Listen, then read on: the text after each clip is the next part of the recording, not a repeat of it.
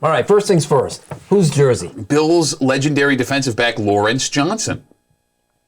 I believe he had a sack and a half in 1985, had a couple of picks. He was drafted by the Browns. Yeah, wearing 48. Wearing number 40. It's weird because there's a single picture of him that exists on Google Images wearing, I believe, this exact same jersey. And what's fun about it is it's one of the belly cutoffs. He was one of the last Bills. What made you get that? Because I didn't have a Bills belly cutoff authentic. Where did you find that? I have my sources. I bet you did. And speaking of sources, our inside information. Well, we were talking about Josh Allen's availability potentially for this Panthers game this week, and the good news is I have an inside source that everyone else also has that said that Josh Allen was at Hamilton in Buffalo, the play, not wearing a walking boot on Tuesday evening, so it looks like he's going to be good to go. Yeah.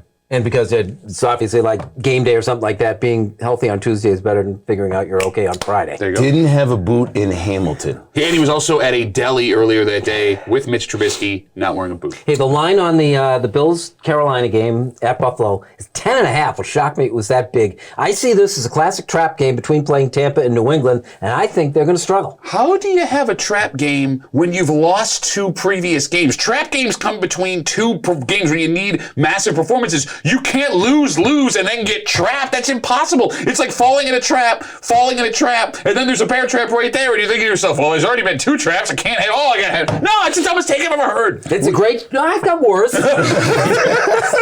No, mine will be actually worse. What do you think? You got 2 teams, Tampa and New England, on either side of this Carolina game. I think that's a problem. Well, I don't see it really as a trap game. I'm really worried about the psyche of this team. And the reason I say that, at the end of the game against Tampa Bay, I saw Josh Allen's face, and obviously it's a brutal loss. You could have come back. You could have beat Tom Brady in his building, would have put a statement on it, and I think would have definitely changed the psyche of this team. And that's one of those wins, if Buffalo had gotten it, would have turned their entire season around. They didn't get that, which makes me a little bit more concerned about this game more than ever. The psyche of this team is at balance here. I will feel a lot better if the Bills win. I'm concerned about the psyche of this team. If they get off to a bad start, like they did against Tampa, against Carolina, which probably won't happen, but if they do, that's going to be a very nervous second half of that game. You got to get up early if you're Buffalo. You got to get rid of the ghosts and demons and get ready for the New England Patriots. They're so weird. They're either killing teams or they're losing close games. Yeah, but I mean, there's no middle ground. Look, they're 0-5 in games within, I think, 4 points so far this season. It's the exact flip script from last year. The bottom line is this. Every player matters on that roster. That's the way it was designed, right? You had to pay your big guys, your Trey White, your Josh Allen, your Deion Dawkins, Matt Milanos, excuse me. You had to go find value in guys that weren't getting paid big time. And they went and did that. And you're missing those key pieces, multiple ones each game the last couple of weeks. Look, if the roster is good altogether, you're going to be just fine. This week, it looks like the roster should be okay as long as Josh doesn't have any ill effects from that foot that show up. I'm not worried about this game, and I'll go even further. I'm not scared of New England 2 weeks from now, but that's a whole other discussion. Wait, he wasn't worried last week. He wasn't worried the week before that. Yet you're still not worried as your team has lost the last couple of games. Okay, how many? I don't bang on the stripes. I am never a bang on the stripes guy. Did you not see that game? Did you not see it? It was a terrible call game. Okay. I'm not going to argue that. Okay, fine. And it goes the other way. And then the week before, you go 1 for 4 in the red zone. 1 for 4. You have 2 opportunities to win that game in the fourth quarter. The Bills didn't get steamrolled in either of those games. The Bills are a coin flip away from winning both of those games. That's why I'm not worried. You two can overreact. I'm not overreacting. You guys can talk about... I see what I see. Is there a running game? No.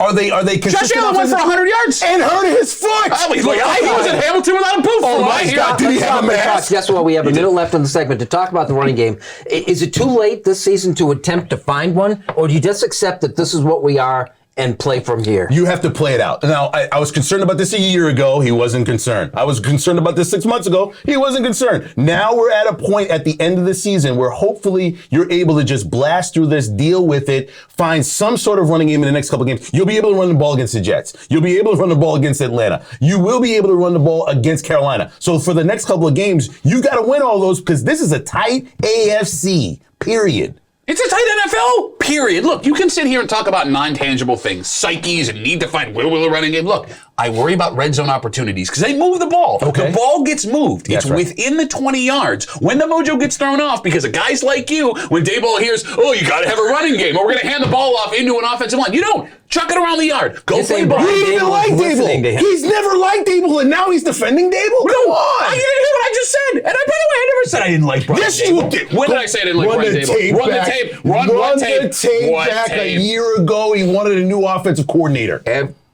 I think it's interesting that he actually consults you on this. Oh my God, this is Pick this is 10.5 is the line on the Carolina game. Pick it.